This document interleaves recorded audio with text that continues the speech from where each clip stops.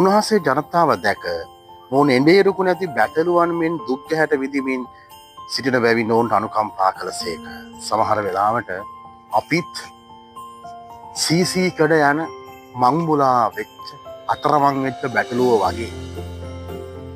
එහෙමනම් අප උන්වහන්සේගේ අනුකම්පාවට යටත් වෙන්නට අප උන්වහන්සේව හොයන්න ඕන. මම ඔබට කතා කරන්නේ. මෙවර ආගමන කාලය ඇතුලේ ඔබ මොන අඩුපාඩුකම ගැනද ඔබ වැඩිපුර භාවනා කරන්නේ? මට වඩා හොඳට ඔබ දන්න ඔබ ගැන. ඔබේ සමහර ඇබ්බැහිලි, සමහර සිතුවිලි, සමහර අරමුණු ඒවා හරි අප්‍රසන්නයි, අපිරිසිදුයි.